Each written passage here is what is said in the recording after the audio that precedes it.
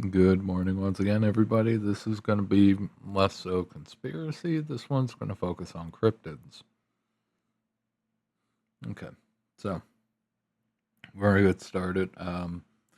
Feral people in the Appalachian Mountains, Bigfoot, UFOs, Wendigo, any kind of cryptid, all manners are potentially real.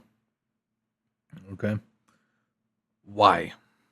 All right, how in the hell could they possibly be real? How the hell could ghosts be real? How could any of this shit be real? Let's start off with the basics. There's two ways of looking at the universe, okay, and existence. All right, there's material and immaterial.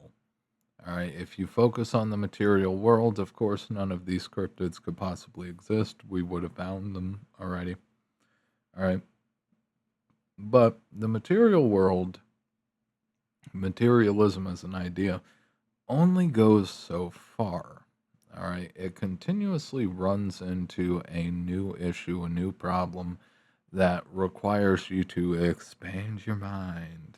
All right. In order to actually understand it, the universe is not strictly material. All right. Material is materialism in its own right. It's fine and good, but once you get past the basics, it doesn't explain the rest of the shit that's going on. Okay. Now, of course, before I go any further, this is strictly personal opinion only, does not represent Space Consulting LLC, any of its employees, members, affiliates, you know the deal. Okay. We're entwined with the universe. Consciousness itself is directly entwined with the universe. All right. They're connected. All right.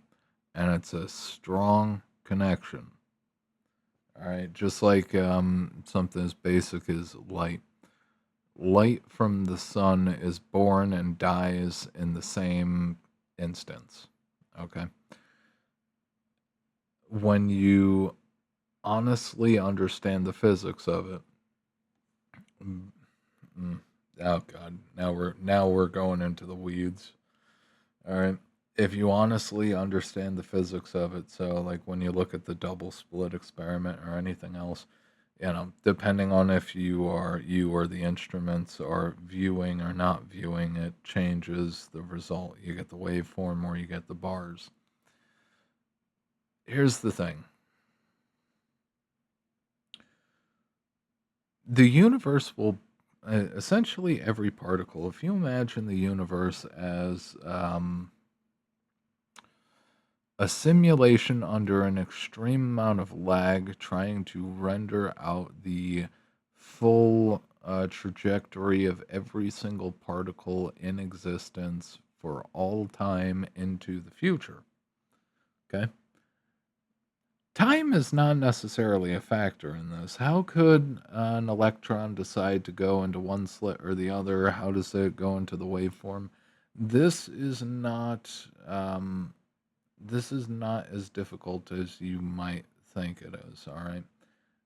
Effectively, if you look at the science of it, technically, to explain some of it, particles would have to move backwards in time, okay? But if you look at it, if you look at it from the model of, oh God, I was not ready to explain this. If you look at it from the model of every single particle is trying to move from its existence to its death, start to finish, it's trying to move in the most efficient way possible. This is how you get something like, oh shit, what's it called again? Um,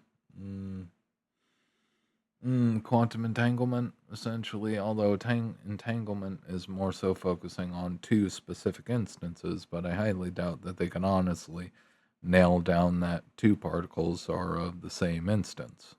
Okay. So essentially, if you fire an electron at a screen, all right, where it has to choose one or the other, it is going to recalculate and shift where it needs to be based on where it needs to be in the future or until the end of time. It's trying to find the path of least resistance, not just from A to B, but A to Z. All right, it's trying to find the path of least resistance from the beginning all the way until the end. All right. So every single opportunity, every single choice that it has in order to go through A or B or C or to create the waveform, every single choice is another opportunity for it to optimize and for the wider system of the simulation essentially to optimize its trajectory as it goes through its existence. Essentially, the idea of time is a lag state where we exist and we think things are moving, but they're not actually moving. At least physically, they're not actually moving. This is just a very long, slow, frame by frame progression of trying to figure out where all the bits and pieces are going all through till the end. All right, so effectively, time doesn't actually move. Okay, effectively, time does not actually move. The what we see as time, what we understand as time, is just this weird bubble state where nothing actually really happens. All right, beyond trying to figure out, every single atom, every single proton, neutron, electron, trying to figure out everywhere it needs to be over time throughout the entirety of the simulation. Okay. That being said, the entire system is based in a waveform, and consciousness is part of that waveform. Consciousness is tied into the system. Okay. So something like South Park's Imagination Land, I know I consistently bring up South Park, but it fits. Imagine Imagination Land, where the terrorists try to blow up the wall between the good and the bad side of Imagination Land with Rockety Rocket, and the imagination could possibly extend into the real world. Okay, you ever notice how the more and more you think about shit, you just sit there and think about shit? Everything that is possible is not just so. When you look at the creation of phones, all right, the original phones, I think Edison claimed a patent to it, and at the same time, there was an Italian who claimed a patent to it, and at the same time, there was a black dude in England, I believe, who was trying to claim a patent to it. All of these guys had the similar idea. They came to the relatively same ideas in roughly the same time frame to create telephony. Okay. Now, of course, one wins, one and the rest don't. But every single idea does not seem to be unique when you look at it over time. All right, there's similar ideas popping up in multiple people's heads, multiple different places on Earth, roughly in the same time span. Because consciousness is tied to everything, and there are many things beyond the veil, and because the universe is every particle is really a waveform of probabilities, because of this, okay, the idea that, and essentially, if you, oh, this would be the way to do it. So if you look at, oh god, books you should read, Itzhak Bentov, I think that was his name. Um, he was a cardiac surgeon or whatever. Good books. Anyway, I recommend reading those, two in particular. Um, anyway, if you put enough conscious power, like there's the idea. I know I've heard it said a couple of times by people, but God created man, and then man killed God and then recreated God. All right? Especially if you pay attention to the Old Testament. Honestly, that might not have been a bad idea. Anyway, cutting deals with the devil and torturing your own. Anyway, if you put enough consciousnesses, all right, individual consciousnesses, which aren't really individual, but if you put enough of those consciousnesses together to focus on any individual thing, it could be an idea, it could be a totem pole, could be a rock, could be literally anything. If you focus enough conscious attention on something, you can elevate its standing, essentially.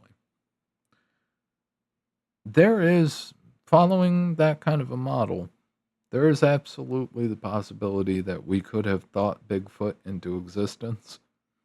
All right. And he pops in and out of existence based on how many people specifically believe in Bigfoot at that moment. Okay. There is, although I will say, the idea of feral people, that probably has more to do with, that probably has more to do with inbreeding off in the woods and, just not great lifestyles. Um, what would possibly explain that? Let's say you have 50, 60, 70 IQ individuals who were born to parents who absolutely hated, essentially a failure of the system to, take care of people. And people equally unwilling to have anything to do with the system. Let's say you got some hick hillbillies out there who want nothing to do with modern society. They're full blown Luddites. They want no part in it.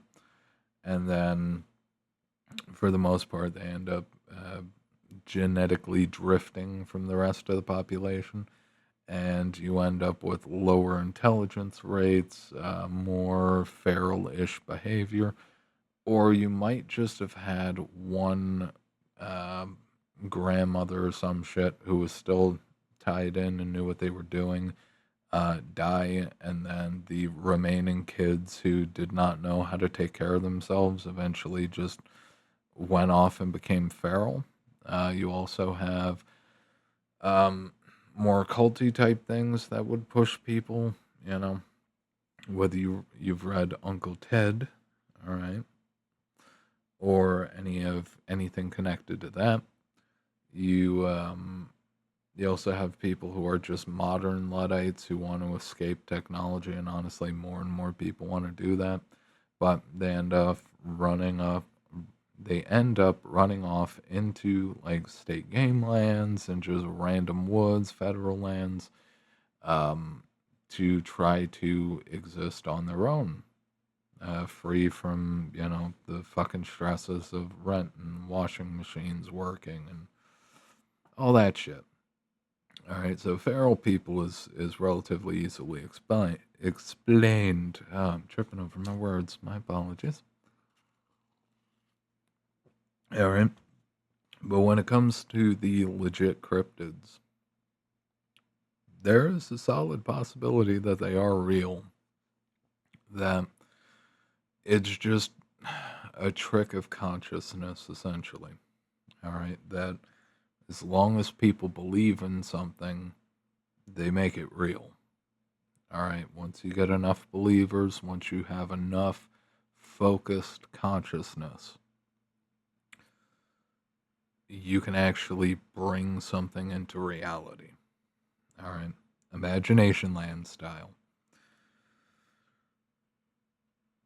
I think that honestly covers it. By all means, you can call me a kook. Honestly, I would prefer you to call me a kook or a conspiracy theorist or something. Honestly, it is a fantastic, fantastic bulletproof shield for anything that I say if you say I'm fucking nuts. All right. That way I can say things that I otherwise wouldn't be able to say without getting deleted. All right, like Jonesy, Alex Jones. Honestly, being called a conspiracy theorist is the only reason he's alive. All right. Although, again, I know I've said it before. Uh, honestly, in Jonesy's case, the term conspiracy theorist is quickly losing its power, or has quickly lost its power, with more and more people focusing on how many quarters have gone in the Alex Jones is right jar. That might not work so well going into the future. Anyway, um, that being said, I'll see you guys next time if you're interested in personal or business consulting, even though it has nothing to do with this video. Um, www.spadesconsulting.com without the dash. If you are interested in written content, check out the Substack. It's linked below and in the description on the website, or not description on the website, description box below, nav on the website. If you appreciate the video, like, favorite, sub, comment, like, favorite, sub, comment, like, oh god, my brain can't even do it anymore. Like, favorite, sub, share, hype, leave a comment, ring the bell, ding the bell, do all the things to your heart's content to the bell, lick it, and I think that pretty much covers it. I'll see you next time. Also, in the comments, don't be afraid to call me a fucking kook. Once again, um, these ideas aren't necessarily battle tested. All right, so have at it. I'll see you next time.